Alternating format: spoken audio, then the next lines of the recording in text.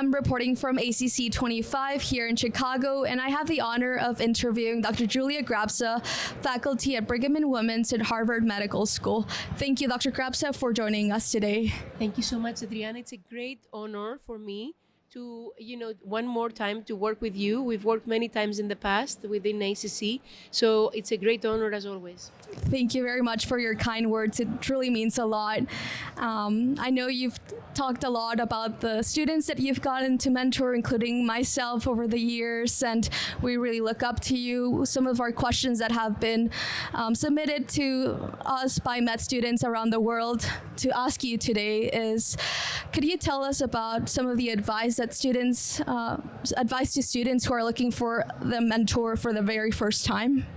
That's an amazing question, Adriana, and thank you so much. First of all, I want to acknowledge that you have done stellar work with ACC medical community, medical students community, and then fellows in training. So congratulations, because that takes time and effort. Then as a medical student, you want to find someone that will give you the right guidance. And I always believe that this could be said in the right way.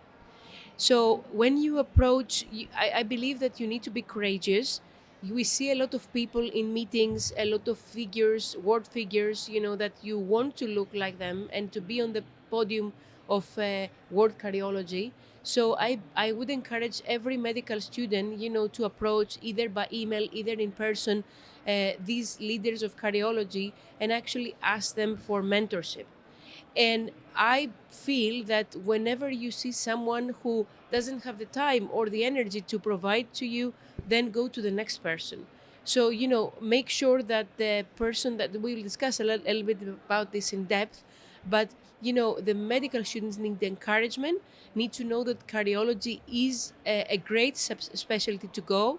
And there are many advantages, as also, of course, few limitations that they need to be aware of. It's an amazing place to be, and I believe that all of us should encourage medical students to follow cardiology. Thank you, Dr. Grapsa, and I love how you emphasize the courage and boldness, because it really takes a lot from the student to approach someone like you, leader in the field, to ask for mentorship. It's very important not to forget where we're coming from. I was medical student in Greece. I started when I was a medical student. For example, I will never forget that I met Professor Magdi Yacoub. He was so humble, so approachable, and I felt that all people in cardiology need and should be like this. And I never forget, my first encounter, and I honestly feel that the leaders should come closer to the medical students. We should encourage, it's our duty to encourage young people. Thank you, Dr. Grapsa, and I have really appreciated how humble you are and how open you are to many students like myself in terms of mentorship. Like you just mentioned, there's students around the world here at ACC 25. We all come from different backgrounds, different experiences. How do you navigate mentoring different types of students who come from different walks of life? That's very interesting, because the last 3 years I've spent a lot of time thinking about who has been a good mentor, who has been a good sponsor and an advocate. As you said, we're coming from different backgrounds. So I think it's important our mentor, and again, I'll discuss about this, that should be sponsor and should provide opportunities and should be flexible around our families. For example, if we need to prioritize our needs, for example, if your priority is to have a family, then me as a mentor, I should advise you around that.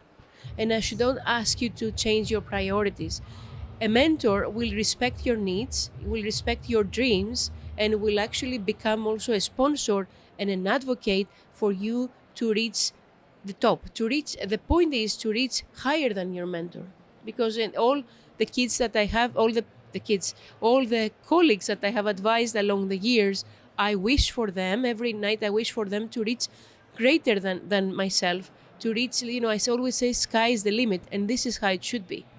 Wow, that means a lot, Dr. Grapsa. And lastly, you've really defined the difference between advocacy or advocating for your mentee, sponsorship, and mentorship. Could you tell us a little bit more about how you define that and how you've practiced those with your current mentees? That's very important, Adriana. Thank you for mentioning this. I think that we should transition from mentoring into sponsoring. For example, let's say ESC has a great mentoring program. I feel it's my duty to help the CV of my colleagues, of the young colleagues.